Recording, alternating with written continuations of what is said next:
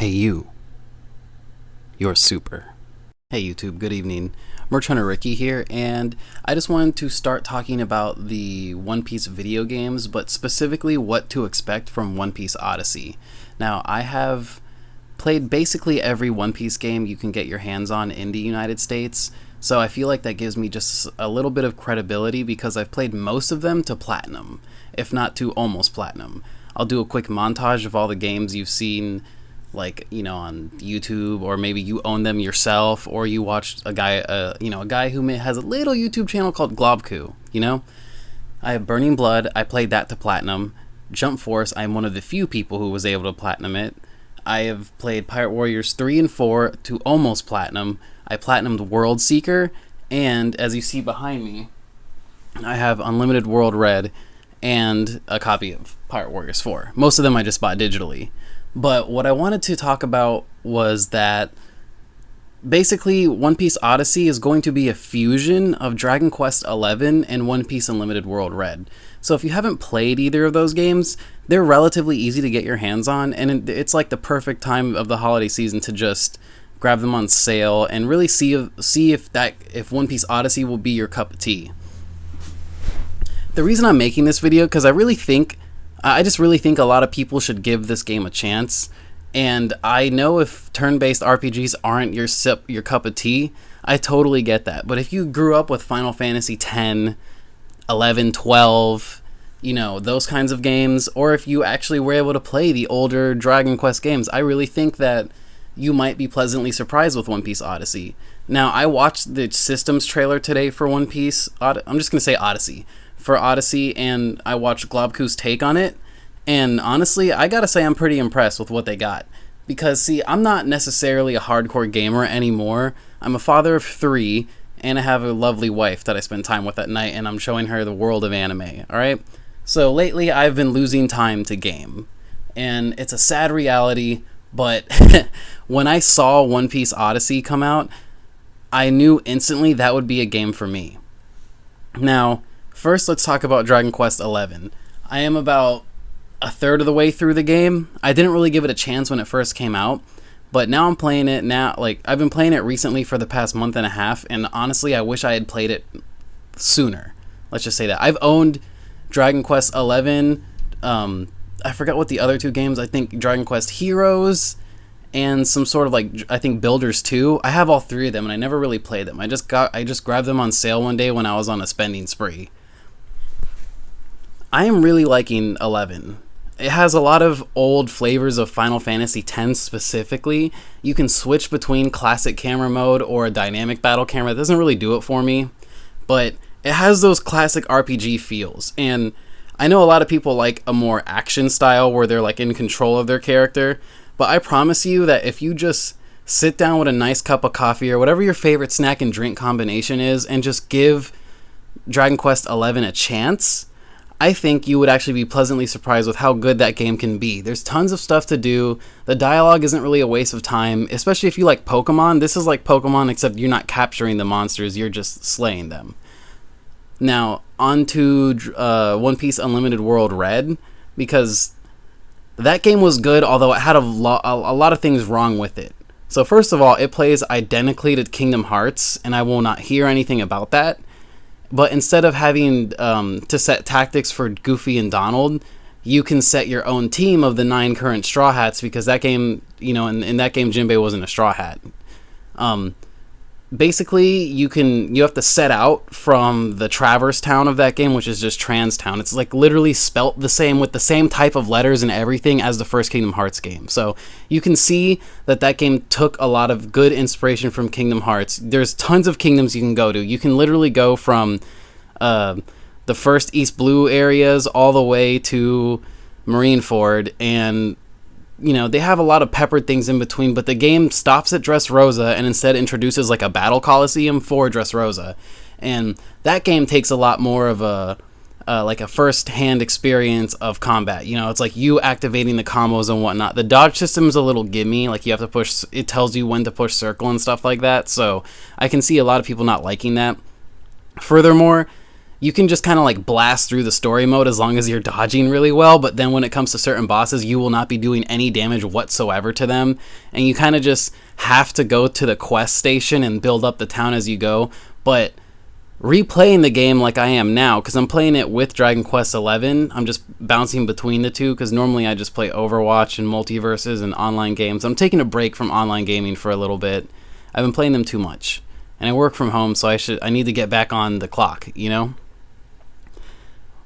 What Unlimited World Red and what Dragon Quest XI have allowed me to have is space to breathe when I game. A little bit of time to just sit down, get an hour or two in, maybe even less time, but still feel like my time was valuable in those games. And I genuinely think that's the direction One Piece Odyssey will be heading. See, One Piece Odyssey is going to have the overworld type deal of World Seeker and Unlimited World Red. However, in World Seeker, a lot of people did not like that you could only play as Luffy in such a big, vast open world on an island, and that you had to pay for Sabo, Law, and Zoro as DLC. Now, the DLC, in my opinion, is very worth it. I have not tried it yet, but I have seen tons and tons of stuff about it, and that's why I ended up grabbing the DLC myself after platinuming World Seeker, because I love that game. I used to wake up for work early around 5 a.m., back when I had a little bit more heavier tasking, and I would genuinely just sit there, coffee and breakfast in hand, do my work for about an hour or two, take a break, and play World Seeker for a little bit, finish my work for the day, and then literally spend the rest of the day playing World Seeker or doing stuff with my fam.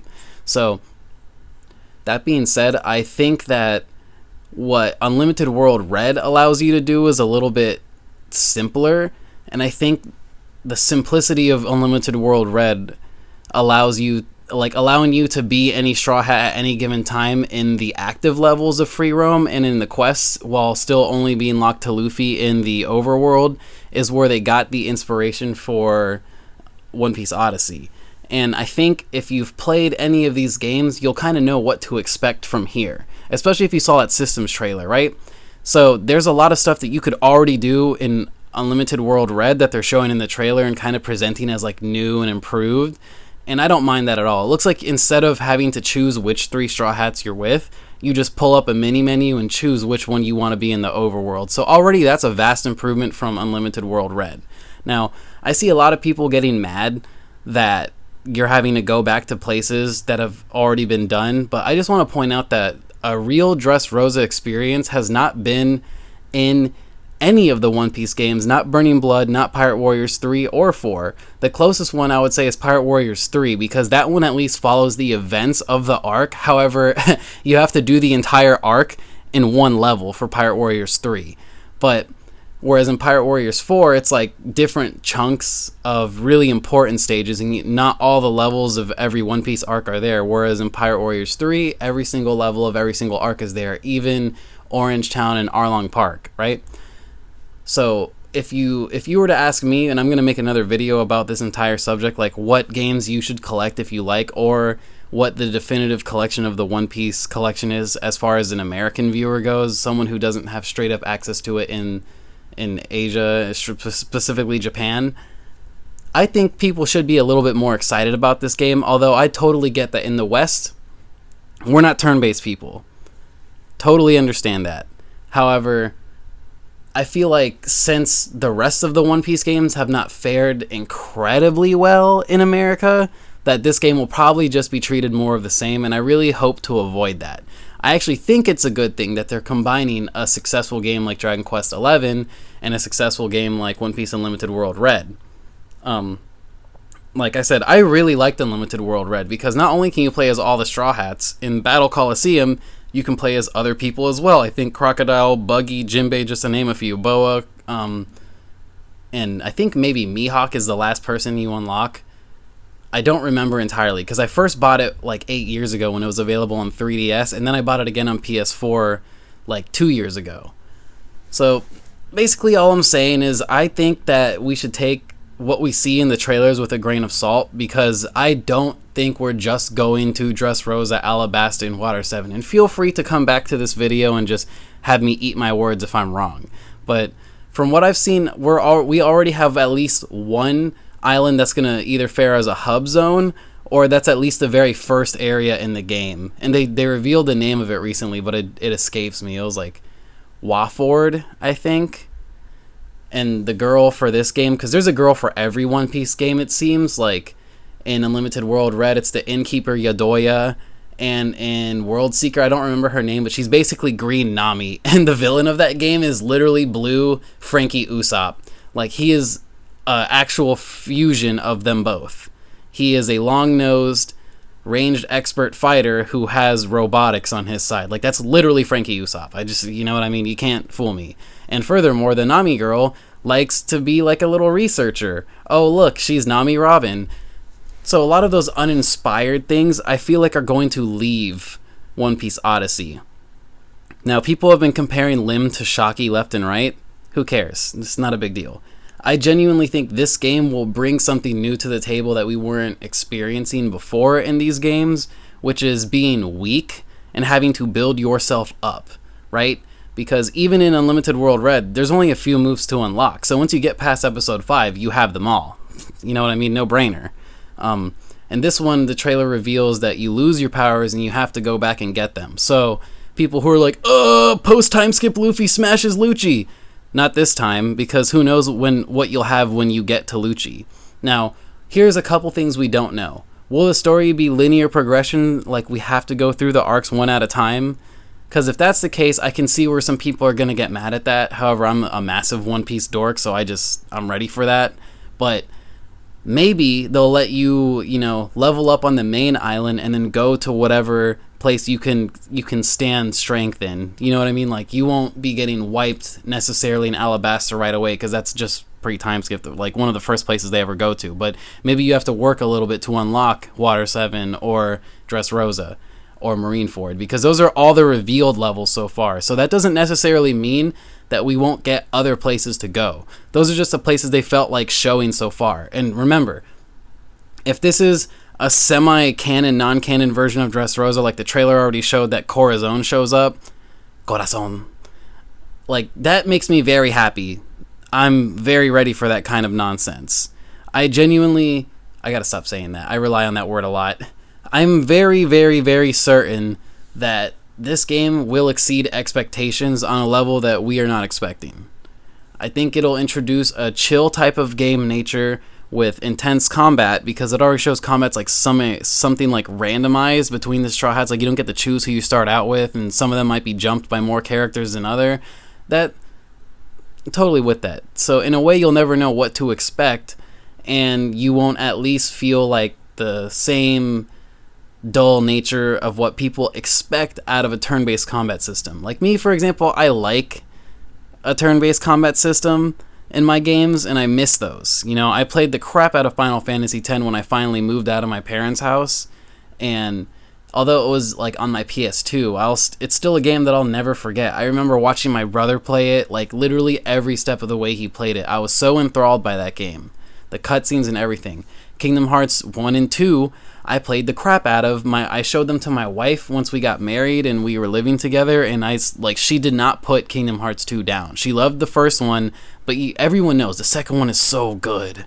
The first one's amazing, but the second one has so much more to give. And I played the crap out of Kingdom Hearts 3, and I just didn't think they did a good job with it. Like, the gameplay is phenomenal, but the 2-hour cutscenes are just, like, I don't want that, I think after sitting back and watching everything happen over the last 6 years has given this game some good things of what not to do.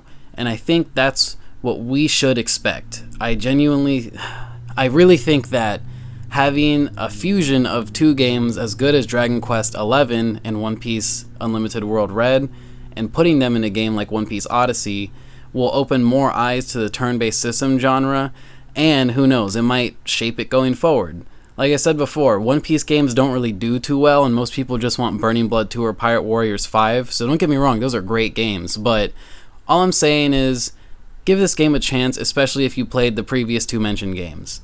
Dragon Quest XI is fantastic. Like I said, I'm about a third of the way in, and I'm just wishing I had played it sooner. Unlimited World Red, I beat it 100%, 1000% on the 3DS, and I played that game nearly every day like 8 years ago. And replaying it now on PS4, I'm just loving it all over again. There's really not much to dislike about that game. So, all in all, I just want to say, go into the game with an open mind, or just flat out don't buy it if you don't think you want it at launch. Especially with launch prices rising up now, we really should be showing these companies what does and doesn't deserve launch price money, right? So, I've been Merch Hunter Ricky. Happy holidays, everyone. This will probably be my last video until after New Year's. We'll see about that because I'm kind of a chatterbox lately. But hey, I really appreciate all the watches, all the views I've gained this year. Like I said, I do not plan on stopping this channel anytime soon, so I really appreciate the continued support. I really love you all. Again, happy holidays, have a good evening, and let's play some One Piece Odyssey. Video games count as merch, right? So like and subscribe to be part of the merch hunting tribe. See, I told you I'd get back to merch.